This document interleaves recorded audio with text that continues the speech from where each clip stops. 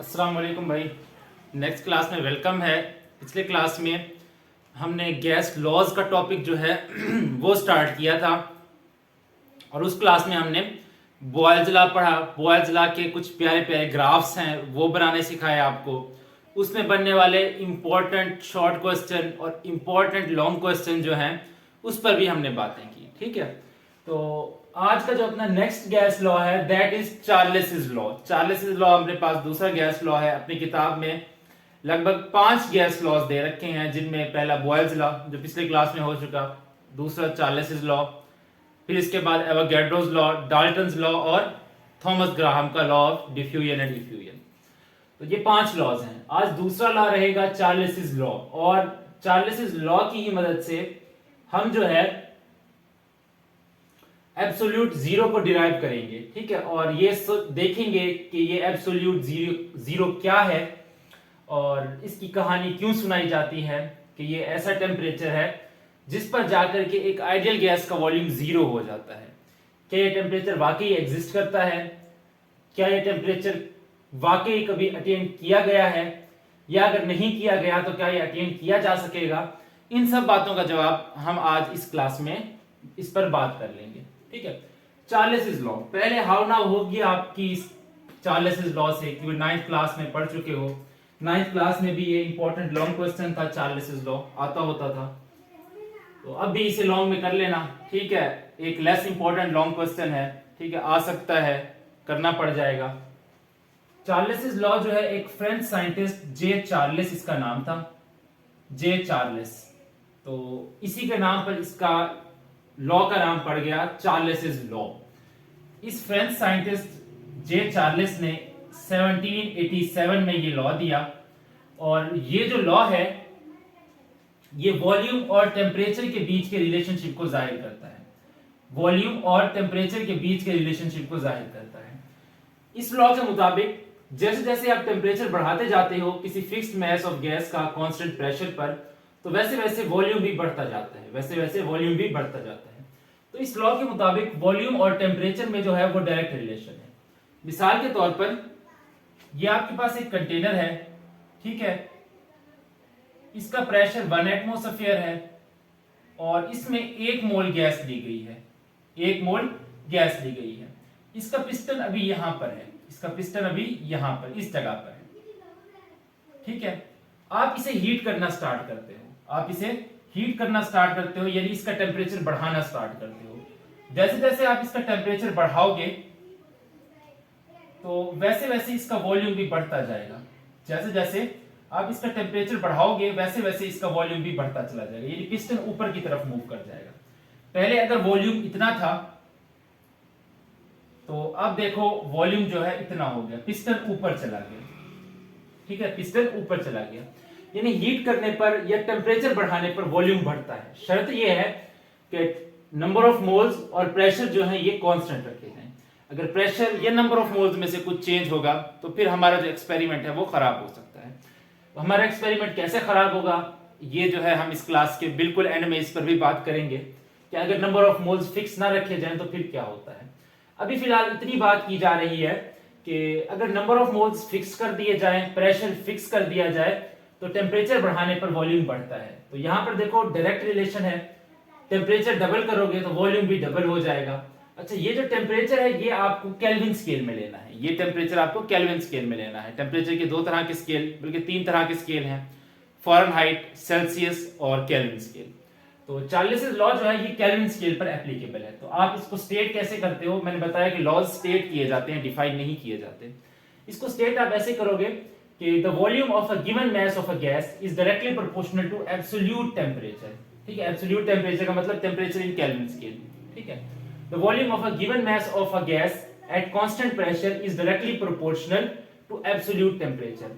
यानी मिसाल के तौर पर अगर पहले जो टेम्परेचर था आपने 273 केल्विन ले रखा था और वॉल्यूम 1 लीटर था, और वॉल्यूम 1 लीटर था, तो अगर आप इस टेम्परेचर को डबल कर देते हो यानी 546 केल्विन कर देते हो, 546 केल्विन, तो वॉल्यूम भी बढ़ करके 2 लीटर हो जाएगा।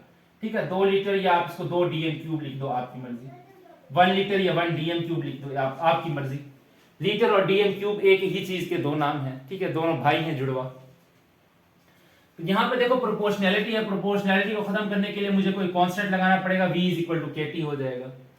k उधर रहने दो, t उधर मल्टीप्लाई हो रहा है, t इधर आकर के डिवाइड हो जाएगा, v ओवर t बराबर आ जाएगा k के। तो बाय नेम शॉर्ट क्वेश्चन पूछेगा स्टेट चार्लेस लॉ। कभी कभार यूं भी पूछता है कि डिफाइन चार्लेस लॉ, तब भी आपने यूं कहना है कि it is stated as. Define का लफ्ज आपने इस्तेमाल नहीं करना, आपको इजाजत नहीं है, ठीक है ना। क्यों? क्योंकि आप करोगे तो गलती, ठीक है ना, आप करोगे तो गलती, एग्जामिनर करे तो कुछ नहीं, एग्जामिनर करे है तो वो भी गलती, लेकिन उस पर नंबर नहीं कटेगा। आप करोगे तो हो सकता है कि नंबर कट जाए। अच्छा देखो, मिसाल के तौर पर अगर V1 वॉल्यूम था T1 टेम्परेचर पर, तो V1 डिवाइडेड बाय T1 ये कांस्टेंट रहेगा। आपने टेम्परेचर बढ़ा करके T2 कर दिया तो वॉल्यूम भी बढ़ करके V2 हो जाएगा, लेकिन ये वॉल्यूम V2 और T2 की रेशियो ये कांस्टेंट रहेगी, प्रोवाइडेड कि आप प्रेशर और नंबर ऑफ मोल्स तब्दील ना करो। अगर नंबर ऑफ मोल्स और प्रेशर तब्दील करोगे तो इस K का वैल्यू चेंज हो सकता है। तो अब देखो दोनों तरफ K है, तो दोनों इक्वेशंस को कंबाइन कर लिया जाए, V1 over T1 is equal to V2 over T2। V1 initial volume, V2 final volume, T1 initial temperature और T2 फाइनल टेम्परेचर, ठीक है ना। तो ये है आपका चार्लेस लॉ। चार्लेस लॉ की अगर एक्सपेरिमेंटल वेरिफिकेशन देखी जाए तो ये आपके सामने है, आप देख सकते हो, देख सकते हो आप यहां पर ये देखो कि V1 जो है हमारा इनिशियल वॉल्यूम 1 लीटर है और T1 जो है हमारा क्या है 273 केल्विन है। सिमिलरली यहां पर देखो V2 आपका कितना है 2 लीटर है और T2 कितना है 546 केल्विन है। तो चार्लेस लॉ के according V1 over T1 is equal to V2 over T2। ये ध्यान में रखना है कि ये जो बड़ा T है ये केल्विन टेम्परेचर को जाहिर करता है, बड़ा T केल्विन टेम्परेचर या एब्सोल्यूट टेम्परेचर को जाहिर करता है, जबकि छोटा T सेल्सियस टेम्परेचर को जाहिर करता है, सेल्सियस टेम्परेचर को, ठीक है। ये टाइम वाइम का चक्कर नहीं है कि केमिस्ट्री में हो और ऐसे हम गैसेस स्टेट की बात कर रहे हो और छोटा टी को कोई टाइम समझ ले, नहीं, ऐसा इतना कोई बेवकूफ नहीं होता, ठीक है ना। जब भी आप गैसेस या थर्मोडायनामिक्स में खड़े होगे, गैसेस या थर्मोडायनामिक्स की बात कर रहे होगे, तो सभी इस स्मॉल टी को सेल्सियस टेम्परेचर ही समझेंगे। तो आपको इसमें घबराने की जरूरत नहीं है, बगैर किसी शक व शुबे के छोटे टी को आप सेल्सियस मान सकते हो, ठीक है ना, तो घबराने की जरूरत नहीं है। तो देखो V1 कितना है अभी अपने पास, V1 है 1 लीटर, T1 कितना है 273, वहां से V2 कितना है 2 लीटर, T2 कितना है 546 केल्विन, ठीक है। तो अब देखो ये 1 ये 273, तो 1 over 273 is equal to 1 over 273। Answer क्या रहा? कांस्टेंट रहा, ठीक है।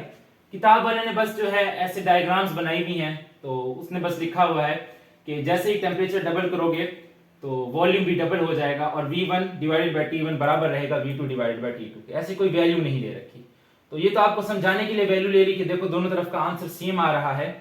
तो बेशक आप जब लॉन्ग क्वेश्चन लिखना अगर आ जाए तो वैल्यू ना लेना, तो कोई मसला नहीं होगा, ठीक है, क्योंकि आगे इससे अगला जो आर्टिकल इसमें मिला करके लिखोगे आप, वो भी इसी में आपको ऐड करना पड़ेगा, उसमें बहुत सारी वैल्यूज हैं, ठीक है ना। तो उसमें वैल्यूज की भरमार है, वो भी हम करेंगे तो फिर हम देख लेंगे उसे। ये चार्लेस लॉ आपको समझ आ गया होगा। बस इस बात का ध्यान रखना कि एब्सोल्यूट टेम्परेचर के डायरेक्टली प्रोपोर्शनल है। टेम्परेचर किस में लेना है? केल्विन में। एक सवाल करके दिखाओ, फिर हम अगला टॉपिक करते हैं।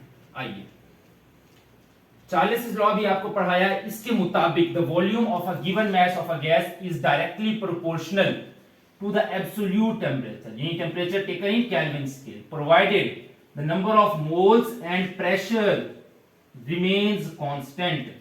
इनको चेंज ना किया जाए, अगर इनको चेंज करोगे तो काम खराब। और इक्वेशन क्या निकाली? V1 over T1 is equal to V2 over T2। एक सवाल करो, क्वेश्चन है, एग्जांपल ये आपकी किताब की, कि 250 centimetre cube of a gas are at 127 degree Celsius, ठीक है, दे आर, या इट इज टेकन एट, यूं कर लो, it is taken at -27 degree Celsius. Find out the new volume, find out the new volume, नया volume find out करो, ठीक है। तो देखो, रोक करके करने की कोशिश करो, क्या तुम कर सकते हो, कर पा रहे हो? V1 over T1 is equal to V2 over T2 का फार्मूला लगाओ। टेम्परेचर जो है केल्विन स्केल में लेना। देखो अगर तुमसे होता है तो ठीक, वरना मैं करवा देता हूं। हो गया? चलो मान लेते हैं हो गया। अब हम भी कर लेते हैं। देखो इनिशियल वॉल्यूम कितना दे रखा है, V1 250 सेंटीमीटर क्यूब, T1 कितना दे रखा है 127 डिग्री सेल्सियस। मैंने बताया कि टेम्परेचर किस में लेना है, केल्विन स्केल में, वरना आंसर सही नहीं आएगा, ठीक है ना। तो इसको कन्वर्ट किया जाए अगर सेल्सियस में, मैंने बताया कि जो सेल्सियस वाला होता है उसे स्मॉल टी से जाहिर करते हैं, T1। अगर इसे कैपिटल T1 में कन्वर्ट किया जाए तो 127 प्लस 273, 3 और 7 सिफर हो गया, 1 हासिल, 1 और 7 8, 8 और 2 10, सिफर 1 हासिल, 3 और 1 4, 400 केल्विन जवाब। ठीक है, इसी तरीके से T2 हमको दे रखा है -27 डिग्री सेल्सियस। इसे केल्विन में कन्वर्ट करो, T2 हो जाएगा -27 प्लस 273, 3 में से 7 नहीं जा सकता, एक कैरी लेना पड़ेगा, 13 में से 7 गया 6 बचा, 13 में से 7 गया 6 बचा, यहां पर 6 रह गए, 6 में से 2 गया 4 बचा, और 2 वैसे के वैसे लिख दिए जाएंगे, तो 246 केल्विन। ठीक है, फॉर्मूला है अपने पास V1 over T1 is equal to V2 over T2। हमें V2 फाइंड करना है, हमें V2 फाइंड करना है, V2। ठीक है, V2 वॉल्यूम है 246 केल्विन। ठीक है, हमने क्या किया है, अभी वॉल्यूम घटाया है, टेम्परेचर घटा करके वॉल्यूम घटाया है। तो देखो V2 फाइंड करने के लिए क्या करना पड़ेगा, V1 over T1 multiply by T2, ये आ जाएगा V2, या इसे यूं लिख दो कि V2 is equal to V1 over T1 multiply by T2। ये इक्वेशन आ गई आपके पास। वैल्यूज पुट करो and get the answer.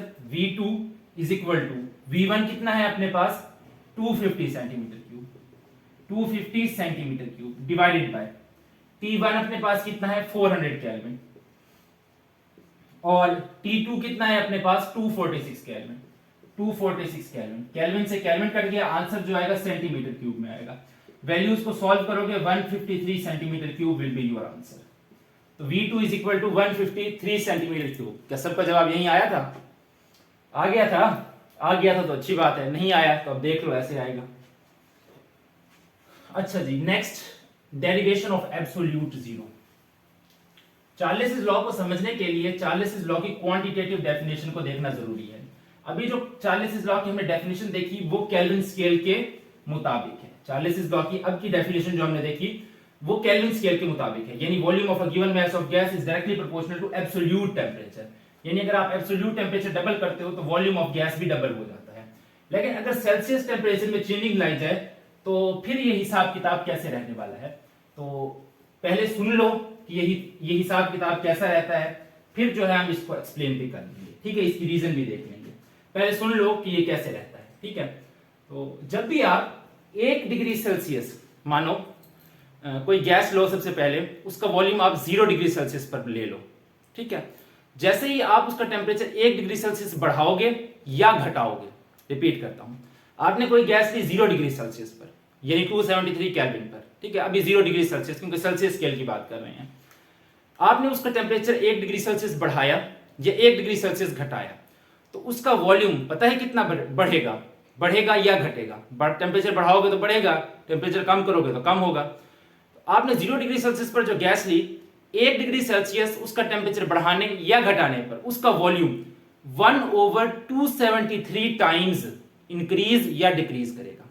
Repeat करता हूं, 0 डिग्री सेल्सियस पर आपने अगर कोई गैस ली और आपने उसका टेम्परेचर 1 डिग्री सेल्सियस बढ़ाया या घटाया, तो उसका volume 1/273 times of the volume at 0 degree Celsius बढ़ेगा या घटेगा। ठीक है, ये डेफिनेशन मैं इधर लिख देता हूं। ठीक है, ये लिख करके फिर इसको समझने की भी कोशिश करते हैं मजीद। अगर समझ आ गई अभी तो अच्छी बात, नहीं आई तो आ जाएगी। तो the volume of A given mass of gas at constant pressure, ये क्या है कि नंबर ऑफ मोल्स और प्रेशर फिक्स कर दिया, at 0 degree Celsius increases or decreases by increase और डिक्रीज इन टेम्परेचर पर डिग्री सेल्सियस यानी डिग्री C-1 पर डिग्री सेल्सियस इंक्रीज और डिक्रीज पर degree Celsius in temperature by 1/273 times of its volume at 0 degree Celsius.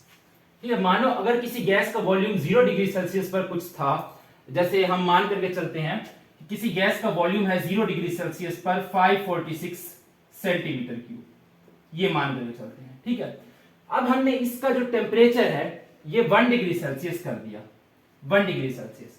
तो अब सवाल ये है कि इसका जो नया वॉल्यूम बनेगा वो कितना होगा। ठीक है, ये जो वॉल्यूम है ये V0 है, यानी वॉल्यूम एट 0 डिग्री सेल्सियस, और VT volume at some temperature अभी 1 डिग्री सेल्सियस है।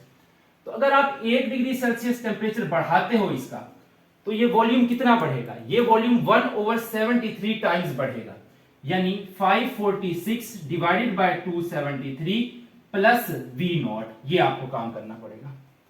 ठीक है, देख लो, the volume of a given mass of gas at constant volume increases और डिक्रीजेस बाय 1/273। ठीक है, ये देखो ना, 1/273 जब करेंगे 546 का, दिस इज 1/273 टाइम्स ऑफ 546।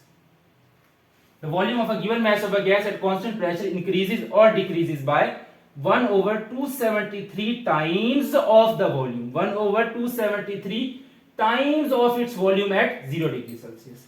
यानी 546 को 1/273 से मल्टीप्लाई करके V0 में ऐड कर दो, इतना वॉल्यूम बढ़ जाएगा। ठीक है, ये इतना वॉल्यूम बढ़ा। ठीक है, और जो नया वॉल्यूम बनेगा वो V0 में ऐड करने से आपके पास आ जाएगा। दोबारा देखो, the volume of a given mass of a gas increases और decreases by 1/273 times of its volume at 0 degree Celsius. Volume कितना बढ़ेगा, 546 को 1/273 से मल्टीप्लाई करके चेक कर लो, इतना वॉल्यूम बढ़ेगा। और नया वॉल्यूम जो निकालना होगा उसमें V0 ऐड कर दो, क्योंकि ये तो इंक्रीज इन वॉल्यूम है ना, तो नया वॉल्यूम जो होगा वो इससे बढ़कर आएगा, यानी V0 से बढ़ गया, V0 से कितना बढ़ा, इतना बढ़ा, ये इंक्रीज इन टेम्परेचर है, सॉरी इंक्रीज इन वॉल्यूम है, इंक्रीज इन वॉल्यूम है। और ये जो पूरा है ये टोटल न्यू वॉल्यूम है, ये टोटल न्यू वॉल्यूम है। तो 546 डिवाइडेड बाय 273 करोगे, आंसर आएगा 2, आंसर आएगा 2। V0 कितना है, 546, 546 प्लस 2 करोगे 548। समझ आई, समझ आ गई। ठीक है, नहीं आई तो अभी समझ आ जाएगी, हमें बहुत सारी एग्जांपल्स करनी है। ठीक है, अभी सब समझ आ जाएगी आहिस्ता आहिस्ता। अच्छा, ये तो हमने देखा कि टेम्परेचर बढ़ाया 1 डिग्री सेल्सियस। देखो अभी हमने क्या किया, डायरेक्ट कन्वर्जन की है, डायरेक्ट कन्वर्जन, केल्विन में कन्वर्ट नहीं किया, डायरेक्ट हमने निकाल लिया है। यही क्वांटिटेटिव डेफिनेशन है चार्ल्स लॉ की। अगर मानो यहां पे मैं टेम्परेचर 1 डिग्री सेल्सियस कर दूं, -1 डिग्री सेल्सियस, ठीक है, 1 डिग्री सेल्सियस घटा दूं, तो वॉल्यूम क्या होगा, घटेगा। The volume of a given mass of a gas decreases by 1/273 of its volume at 0 degree Celsius पर degree Celsius decrease in temperature. तो देखो 1/273 इसका कितना बनेगा, 546 का 1/273 कितना बनेगा, 2। ये जो 2 है ये डिक्रीज इन वॉल्यूम है, इतना वॉल्यूम डिक्रीज होगा, इतना वॉल्यूम डिक्रीज होगा। ठीक है, 546 में से 2 कम हो गया, तो कितना वॉल्यूम बनेगा, 544 सेंटीमीटर। समझ आई बात की। यही अगर मैं 10 डिग्री सेल्सियस टेम्परेचर बढ़ाता, तो स्टेटमेंट क्या है, the volume of a given mass of a gas increases by 1/273 of its volume at 0 degree Celsius पर degree Celsius rise in temperature. ठीक है, अगर 1 डिग्री सेल्सियस बढ़ाओगे तो 1/273, आपने 10 डिग्री सेल्सियस बढ़ाया तो 10/273। डेफिनेशन में तो क्या है ना कि पर डिग्री सेल्सियस है ना, 1 डिग्री सेल्सियस बढ़ाओगे या 1 डिग्री सेल्सियस घटाओगे तो volume 1/273 times of its volume at 0 degree Celsius बढ़ेगा या घटेगा। ठीक है, 1 डिग्री सेल्सियस बढ़ाने पर। लेकिन 10 डिग्री सेल्सियस बढ़ाने पर इधर 1/273 की बजाय फिर 10/273 करना पड़ेगा, क्योंकि वॉल्यूम आप 10 गुना बढ़ा रहे हो। अगर 50 करोगे तो फिर 50/273 करना पड़ेगा। देखो 10 डिग्री सेल्सियस पर निकालते हैं, देखो देखो, ठीक है, मैंने क्या कहा, 10/273, क्योंकि 10 डिग्री सेल्सियस आपने बढ़ाया। 546 से मल्टीप्लाई करो, the volume will increase 10/273 times of its volume at 0 degree Celsius. कितना है ये वॉल्यूम? देखो ये कितना आ जाएगा, 2 को 10 से मल्टीप्लाई करो 20 वॉल्यूम बढ़ेगा। ठीक है, 20 वॉल्यूम बढ़ेगा, तो 20 546 में जोड़ दो, 20 को 546 में जोड़ दो, कितना आएगा? 566 आ जाएगा सेंटीमीटर।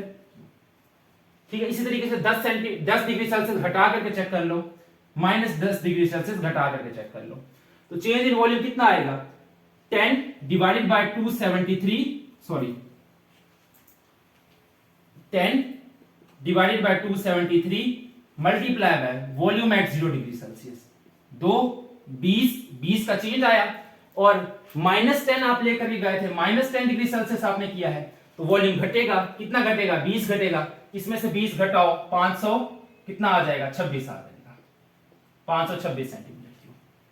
समझ आ गई बात की? क्लियर है बात? फील आ गया? अब इसका फार्मूला बना ले, आओ इसका फार्मूला बना लेते हैं। देखो हमने कहा ये जो फाइनल वॉल्यूम है VT है, ठीक है, द वॉल्यूम विल इंक्रीज और डिक्रीज बाय, ठीक है, V0 प्लस, V0 में या बढ़ेगा या घटेगा, V0 में बढ़ेगा या घटेगा, द वॉल्यूम विल इंक्रीज और decrease by 1/273 of its volume at 0 degree Celsius. पर डिग्री सेल्सियस राइज और फॉल इन टेम्परेचर। लेकिन अगर आप 10 डिग्री सेल्सियस बढ़ाओगे तो 10 डिग्री सेल्सियस बढ़ेगा या घटेगा? ठीक है, 10 डिग्री सेल्सियस बढ़ाओगे तो 10 divided by 273 times of volume at 0 degree Celsius बढ़ेगा। ठीक है ना, तो जितने डिग्री सेल्सियस बढ़ाओगे या घटाओगे, उतने times divided by 273 of the volume at 0 degree Celsius बढ़ेगा या घटेगा। ठीक है, तो यहां पर आप लिखोगे वॉल्यूम T डिवाइडेड बाय 273, ऐसे ये इक्वेशन बनेगी। ठीक है, यानी ये क्या है? ये चेंज इन वॉल्यूम है, इतना वॉल्यूम चेंज होगा या बढ़ेगा या घटेगा। देखो ना, अगर 1/273 उस वक्त लिखेंगे जब 1 डिग्री सेल्सियस चेंज होगा, अगर 10 डिग्री सेल्सियस चेंज होगा तो फिर 10 लिखेंगे ना, तो इसीलिए मैंने इधर T लिख दिया। और छोटा t किसको जाहिर करता है? सेल्सियस को जाहिर करता है। अच्छा, यहां से जो है इसको V0 को कॉमन निकाल लो, VT is equal to V0 into 1 plus T by 273। ये देखो ये इक्वेशन बन गई। ठीक है, तो आप चाहो इस इक्वेशन का यूज करो डेफिनेशन के अकॉर्डिंग, या इस इक्वेशन का यूज कर लो। V0 हमने कॉमन निकाल लिया है। अब आप कह सकते हो कि भाई ये इक्वेशन आई कैसे? ठीक है, ये तो हमने क्या बोल दिया कि डेफिनेशन से निकल आई। वैसे भी इस इक्वेशन को और तरीकों से भी डिराइव किया जा सकता है। मिसाल के तौर पर आप ये तरीका क्लास 9th में पढ़ आए हो, तो चलो मैं रिवाइज करवा देता हूं, याद आ जाएगा। आपने एक टॉपिक पढ़ा होगा वॉल्यूम एक्सपेंशन। ठीक है, volume expansion, coefficient of volume expansion, जिसे बीटा बोलते हैं। तो वहां पर आपको पढ़ाया जाता है कि साइंटिस्ट ने देखा है कि जो चेंज इन वॉल्यूम है डेल्टा V, ये डायरेक्टली प्रोपोर्शनल होता है टेम्परेचर के। जितना टेम्परेचर आप बढ़ाओगे उतना ही वॉल्यूम बढ़ेगा। डेल्टा V यानी VT माइनस V0 होता है, और यही डेल्टा V जो है ये डायरेक्टली प्रोपोर्शनल होता है ओरिजिनल वॉल्यूम के। अगर ओरिजिनल वॉल्यूम ज्यादा होगा तो चेंज इन वॉल्यूम भी ज्यादा आएगी, अगर ओरिजिनल वॉल्यूम कम होगा तो चेंज इन वॉल्यूम भी कम आएगी। ठीक है, दोनों इक्वेशंस को कंबाइन कर दो, delta V proportional to V0T, ये हो जाएगा। प्रोपोर्शनैलिटी है, खत्म करने के लिए कोई कांस्टेंट लगा दो। यहां पर जो कांस्टेंट लगाया जाता है that is called beta. Beta is the constant of volume expansion. Beta is the constant of volume expansion. ठीक है, और इसको फिर सॉल्व कर लो। V0 डेल्टा V जो है ये VT माइनस V0 है, is equal to beta V0T। V0 को उठा करके उधर ले जाओ तो बन जाएगा VT is equal to V0 plus beta V0T, ये बन जाएगा। अच्छा, गैसेस के लिए जो बीटा का वैल्यू होता है, क्योंकि हम गैसेस स्टेट में खड़े हैं तो इधर डायरेक्ट वैल्यू पुट कर सकते हैं। बीटा के लिए, गैसेस के लिए जो बीटा का वैल्यू होता है वो 1/273 होता है। तो VT is equal to V0 plus 1/273 multiply by V0T, यूं कर लो। ठीक है, तो VT is equal to V0 plus V0T by 273। देखो ये इक्वेशन आ गई। अब बस क्या करना है, V0 को कॉमन लेना है। VT is equal to V0 into 1 plus T by 273। समझ आ गई? The volume of a given mass of a gas will increase और decrease by 1/273 of its original volume, ये original volume at 0 degree Celsius. ठीक है, eight 0 degree Celsius. ये तो है 1 डिग्री सेल्सियस के लिए। 1 डिग्री सेल्सियस के लिए 1/273, T डिग्री सेल्सियस के लिए T by 273, ठीक है। यूं बोल लो, the volume of a given mass of a gas will increase और डिक्रीज एट कांस्टेंट प्रेशर पर T degree Celsius rise or fall in temperature by T over 273 of its original volume at 0 degree Celsius. यूं define कर लो अपनी आसानी के लिए।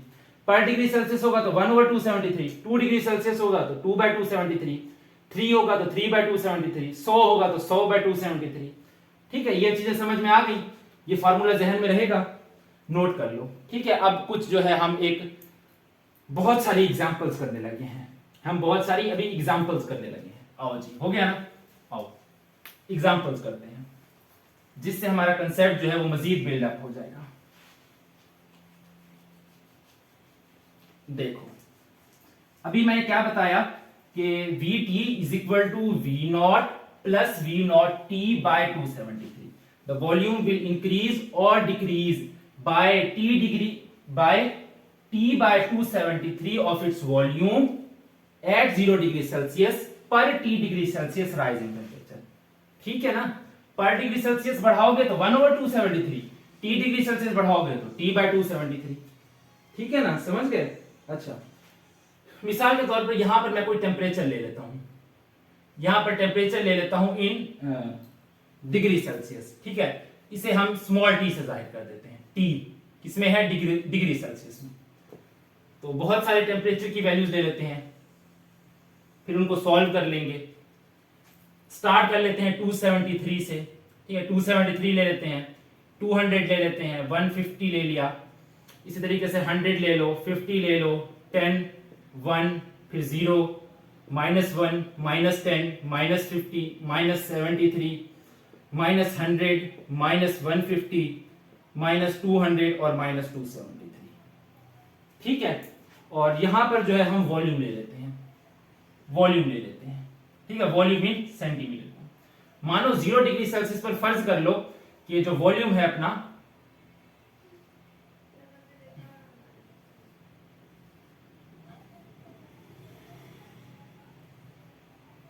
एक minute, यहां से गलत होगी,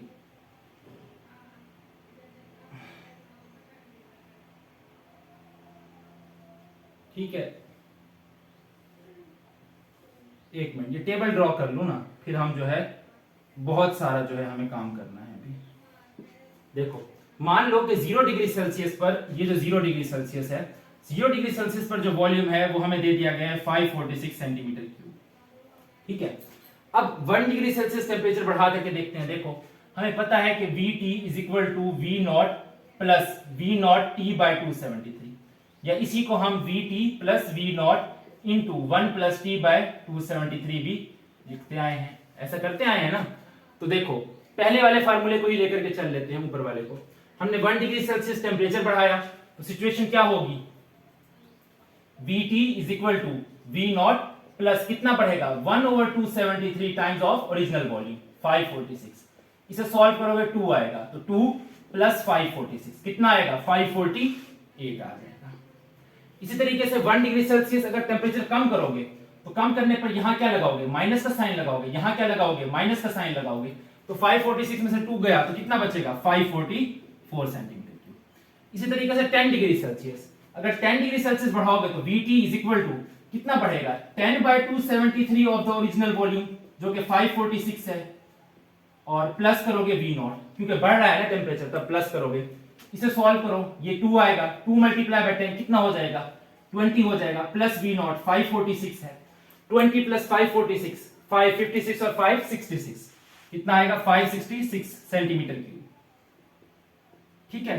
और 10 डिग्री सेल्सियस घटाओगे, यानी -10 में चले जाओगे तो फिर क्या सूरत हाल होगी, तो वॉल्यूम भी यहां से घटेगा, 20 सेंटीमीटर क्यूब घटेगा, फिर यहां भी क्या आएगा, माइनस साइन आएगा।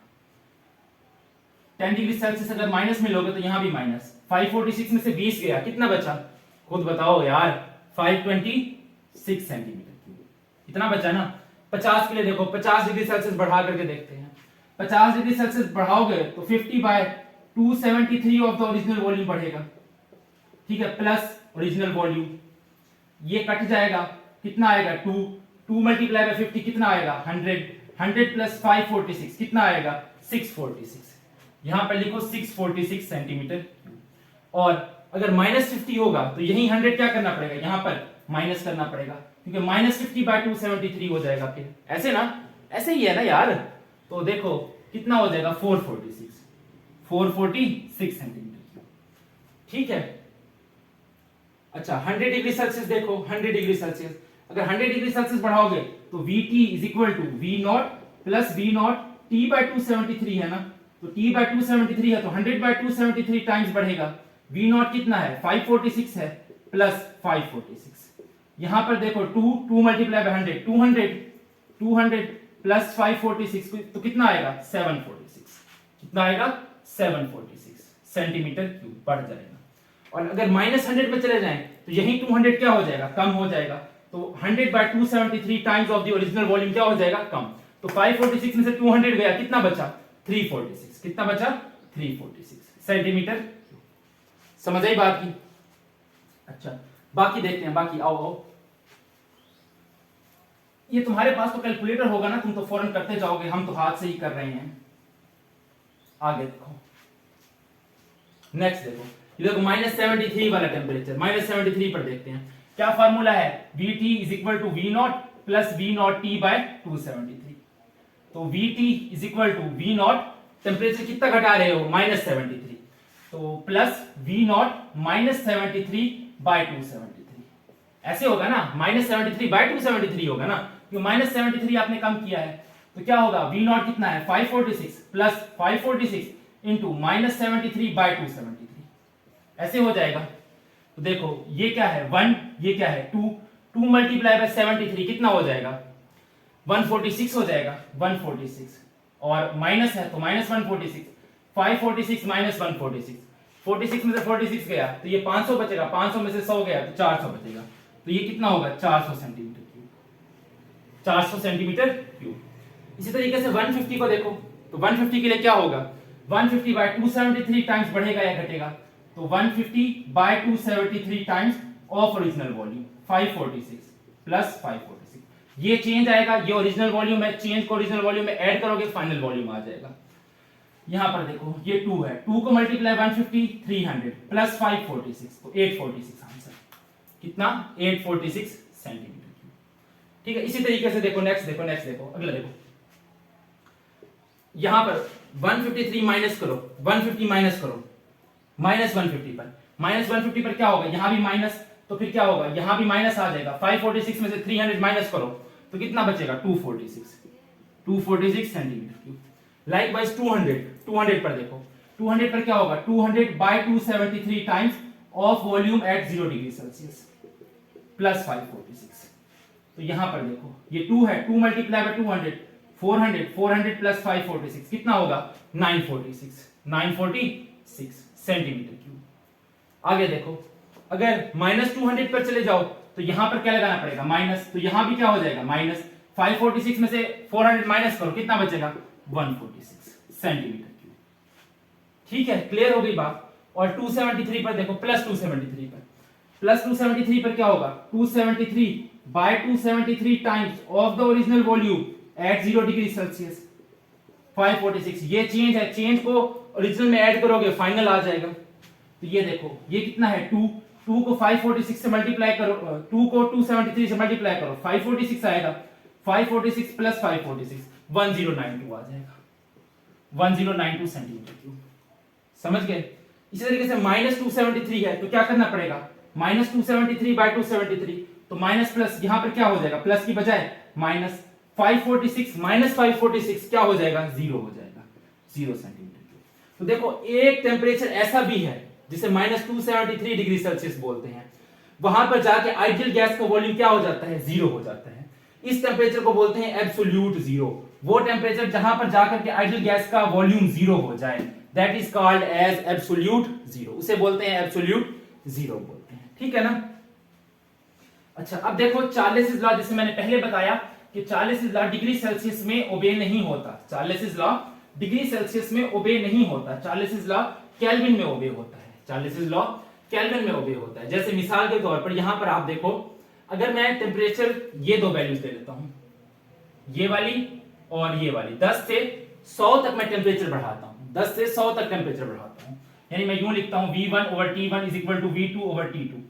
अगर यहां पर मैं टेम्परेचर की वैल्यूज डिग्री सेल्सियस में पुट करता हूं, वॉल्यूम की वैल्यूज मैं यही पुट कर रहा हूं, इनिशियल वॉल्यूम 566 ले लेता हूं, 566, और इनिशियल टेम्परेचर मैं लेता हूं 10 डिग्री सेल्सियस, 10 डिग्री सेल्सियस, और फाइनल वॉल्यूम कितना है मेरे पास 746, कितना है 746, और फाइनल टेम्परेचर 100 डिग्री सेल्सियस। अगर चार्लेसिस लॉ की ये फॉर्म मैं यूज करता हूं डिग्री सेल्सियस के लिए, तो फिर ये दो आंसर बराबर नहीं आएंगे। क्यों? देखो यहां पर आंसर आएगा 56.6 और यहां पर आंसर आएगा 7.46, तो ये दोनों आपस में क्या है, बराबर नहीं है। तो डिग्री सेल्सियस अगर यूज करोगे तो चार्लेसिस लॉ की ये फॉर्म जो है ये नहीं लग सकेगी। फिर कौन सी लगाओगे? फिर ये लगाओगे, Vt is equal to V0 into 1 plus T by 273। समझ गए? तो बाय नेम शॉर्ट क्वेश्चन पूछता है state the quantitative definition of Charles's law. ठीक है, तो वो डेफिनेशन लिखनी है, the volume of a given mass of a gas at constant pressure will increase और decrease by 1/273 of the original volume at 0 degree Celsius पर degree Celsius rise और fall in temperature. और साथ ये इक्वेशन देनी है, साथ लेबल करना है कि Vt क्या है, फाइनल टेम्परेचर है, V0 क्या है, सॉरी Vt क्या है, फाइनल वॉल्यूम, V0 क्या है, volume at 0 degree Celsius, T क्या है, टेम्परेचर इन डिग्री सेल्सियस। ठीक है ना, ये सब बातें लाजमी मेंशन करोगे। अब देखो, जैसे मैंने पहले भी बताया और अभी बता रहा हूं, चार्लेसिस लॉ केल्विन में जो है, केल्विन में ओबे होता है और सेल्सियस में ओबे नहीं होता। अगर हम इस वैल्यू को सेल्सियस से केल्विन में कन्वर्ट कर दें, इस सारी वैल्यूज को सेल्सियस से केल्विन में कन्वर्ट कर दें, फिर हमारा चार्लेसिस लॉ ओबे होगा। आओ देखते हैं चार्लेसिस लॉ ओबे होगा। जस्ट अ मिनट, अजान आ रही है तो थोड़ी खामोशी।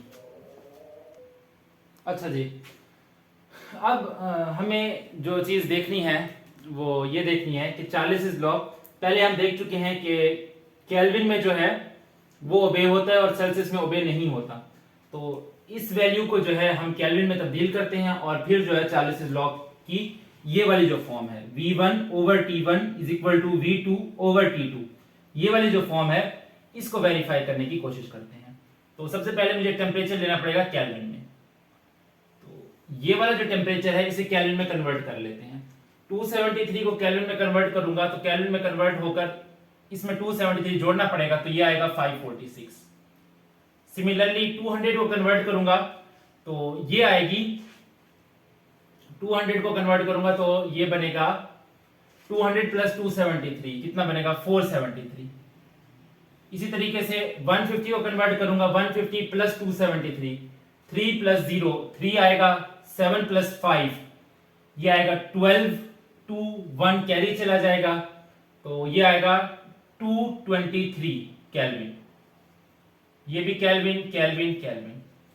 100 को करूंगा तो ये आएगा 373, 373 ये आएगा 320, नहीं ये उल्टा हो गया है मेरे ख्याल से। 150 में 273 जोड़ूंगा तो 0 प्लस 3 3 आएगा, और 5 प्लस 7 हो जाएगा 12, 1 चला जाएगा कैरी, और ये आएगा 423। ठीक है ना, दिमाग या मशीन तो है नहीं ना। 423 50 ऐड करूंगा तो 273 में 50, 7 और 0 273, 3 और 0 3 आएगा, 7 और 5 2 आएगा, 1 कैरी चला जाएगा तो ये आएगा 323। 10 ऐड करूंगा 273 में तो ये आएगा 283, 1 ऐड करूंगा तो 274, और 0 डिग्री सेल्सियस पर 273 kelvin kelvin kelvin kelvin kelvin. ठीक है, और यहां पर -1, 273 में से 1 माइनस करूंगा तो आएगा 272 केल्विन। 10 माइनस करूंगा तो 263 केल्विन। 50 माइनस करूंगा तो 273 है ना, तो 223 आएगा, 223 केल्विन। क्योंकि 50 माइनस कर दिया तो पीछे से 50 चला गया ना, 70 में से 50 गया, 20 बचा, और 73 माइनस करूंगा तो 200 केल्विन बचेगा। इसी तरीके से 100 माइनस करूंगा तो 100 माइनस करने पर 173 केल्विन आएगा, और -150 करूंगा तो 50 निकलेगा तो 223 आएगा, और 100 और निकलेगा तो 123 आएगा, 123 केल्विन, और 200 निकालूंगा तो 73 केल्विन बचेगा, 73 केल्विन। और -273 प्लस 273 करूंगा तो फिर 0 केल्विन आएगा। देखो -273 डिग्री सेल्सियस या 0 केल्विन एक ऐसा टेम्परेचर है जहां पर जाकर के एक आइडियल गैस का वॉल्यूम 0 हो जाता है। ठीक है, इस टेम्परेचर को बोलते हैं एब्सोल्यूट टेम्परेचर या एब्सोल्यूट जीरो, या इसको केल्विन जीरो भी बोलते हैं, केल्विन जीरो। अच्छा, ये जो -273 है इसकी एग्जैक्ट वैल्यू -273.16 डिग्री सेल्सियस होती है, एक्सपेरिमेंटल वैल्यू ये है। ठीक है ना, कहीं भी V/T का जो आप एक्सप्रेशन है वो निकालो। हमने कहा था कि V1/T1 is equal to V2/T2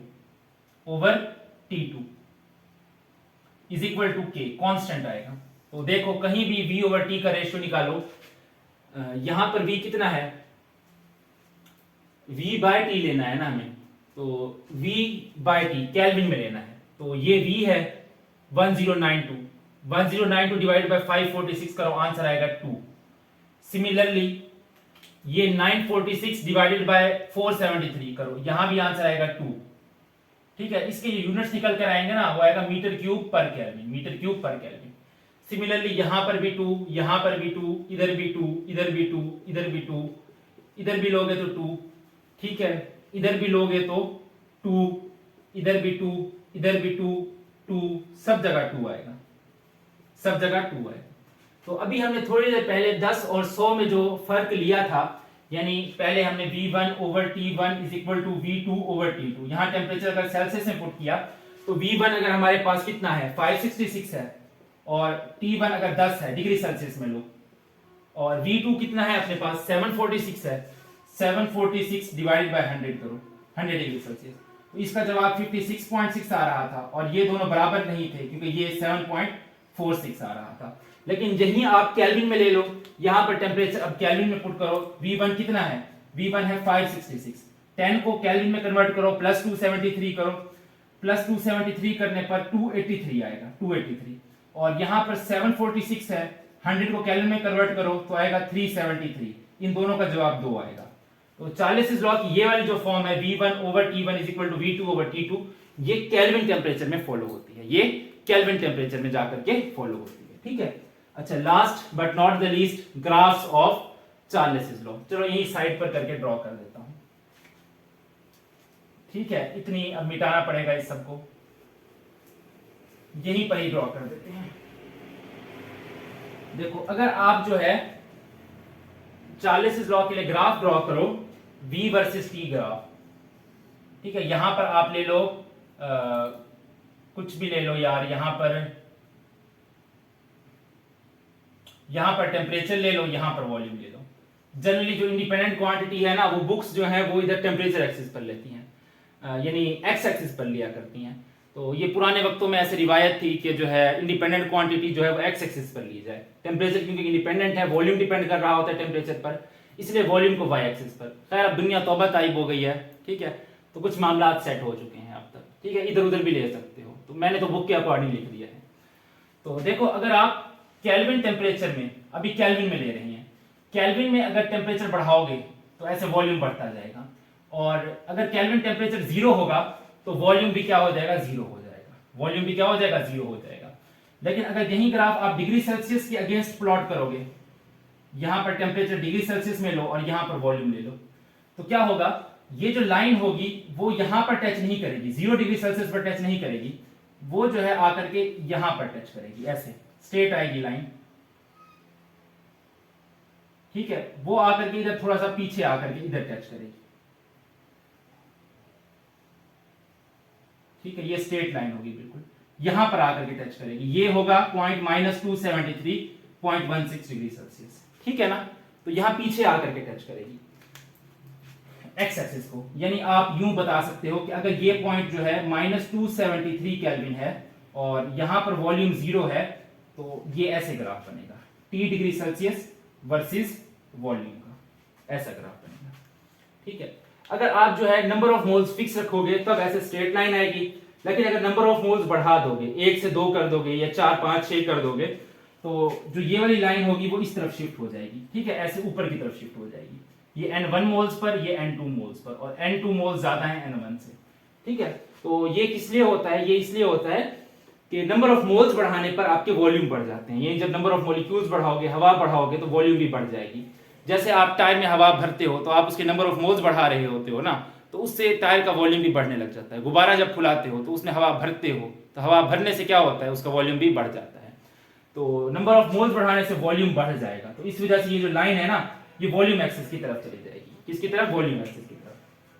ठीक है ना। ये दोनों ग्राफ जो है एक फिर ड्रॉ कर देता हूं, चलो याद रह जाएंगे तुम्हें भी और मुझे भी। आओ जी, ये देखो, ये ग्राफ आपने ड्रॉ किया टेम्परेचर इन केल्विन में और यहां पर वॉल्यूम लिया, तो ये ग्राफ ऐसे आएगा। ठीक है। लेकिन अगर आप यहां पर टेम्परेचर डिग्री सेल्सियस में लेते हो तो ये लाइन इधर आएगी, जो एक्सटेंड करने पर पीछे एक्स एक्सिस के इधर -273.16 डिग्री सेल्सियस को जाकर के टच करेगी। ठीक है। यहां पर वॉल्यूम जीरो हो जाएगा। ठीक, आइडियल गैस के लिए वॉल्यूम जीरो हो जाएगा। अच्छा, लेकिन अगर आप नंबर ऑफ मोल्स बढ़ाते हो, यानी इधर टेम्परेचर इन केल्विन और इधर क्या है, वॉल्यूम ले रखा है आपने, तो ओरिजिनल लाइन तो ऐसी थी, नंबर ऑफ मोल्स बढ़ाने पर लाइन इधर चली जाएगी ऊपर, यानी ये N2 है, ये N1 है, और N2 ग्रेटर देन N1। इसकी स्लोप बढ़ जाएगी। बुक में लिखा है स्लोप। स्लोप का मतलब क्या होता है, स्लोप का मतलब होता है एंगल विद एक्स एक्सिस। यहां से ये एंगल, ये एंगल, तो यहां पर देखो, यहां पर एंगल कम है, यहां पर एंगल ज्यादा है। तो जहां एंगल ज्यादा होता है वहां स्लोप ज्यादा होता है। स्लोप का मतलब है ढलवान। तो यहां पर अगर कोई बंदा खड़ा हो तो हो सकता है खड़ा ही रहे, लेकिन यहां पर खड़ा होगा तो वो लाजमी नीचे गिरेगा। तो जहां पर स्लोप ज्यादा होती है वहां पर एंगल भी ऐसे ज्यादा होता है। ठीक है ना। तो ये था ग्राफ्स फॉर उस वक्त जब आप नंबर ऑफ मोल्स बढ़ा लो। अच्छा, एब्सोल्यूट जीरो जो है ये अनअटेनेबल है। बाय नेम शॉर्ट क्वेश्चन पूछता है why absolute zero is unattainable, तो आप बताओगे एब्सोल्यूट जीरो जो है ये बहुत जो है ठंडा टेम्परेचर है, -273 केल्विन। देखो, -273 डिग्री सेल्सियस या 0 केल्विन। तो आमतौर पर जो टेम्परेचर होता है -50 तक, -100 तक, ये इतना ठंडा होता है कि बंदा इधर एग्जिस्ट नहीं कर सकता। ठीक है। मोस्ट ऑफ द गैसेस जो है वो -200 डिग्री सेल्सियस तक पहुंचते पहुंचते लिक्विड में कन्वर्ट हो जाती हैं। तो जब गैसेस लिक्विड में कन्वर्ट हो जाती हैं लो टेम्परेचर पर, तो गैसेस रहेंगी ही नहीं। तो फिर चार्लिस लॉ कैसा, चार्लिस लॉ तो है ही गैसेस के लिए। तो आप बताओगे -273 डिग्री सेल्सियस अनअटेनेबल है, तमाम गैसेस इस टेम्परेचर तक पहुंचते पहुंचते लिक्विड या सॉलिड में कन्वर्ट हो जाती हैं। फिर भी ये जो टेम्परेचर है ये कोल्डेस्ट टेम्परेचर है। इस पर मॉलिक्यूल्स की काइनेटिक एनर्जी सबसे कम होगी और हो सकता है कि यहां तक पहुंचकर मॉलिक्यूलर मोशन सीज कर जाए। अब तक ये टेम्परेचर अटेन नहीं किया जा सका है लेबोरेटरी में। जो टेम्परेचर अटेन किया गया है लेबोरेटरी में वो है 10⁻⁵ केल्विन। ठीक है। ये फिर भी 0 केल्विन से बड़ा ही है। ठीक है। 0 केल्विन तक हम नहीं पहुंच पाए। क्या कभी मुस्तकबिल में 0 केल्विन का टेम्परेचर अचीव हो पाएगा, ये सोचने वाली बात है। ठीक है। शायद कभी हो जाए तो फिर हम देखेंगे। वैसे इस टेम्परेचर पर कोई गैस एग्जिस्ट नहीं करेगी। ठीक है ना। तो चार्लिस लॉ जो है वो इस टेम्परेचर पर जो है जाकर के देखने का फिर फायदा नहीं है, क्योंकि गैस ही नहीं रहेगी और चार्लिस लॉ गैसेस के लिए। So that was all about Charles law and derivation of absolute zero. इंशाल्लाह फिर मुलाकात होगी अगले क्लास में। तब तक के लिए अल्लाह हाफिज।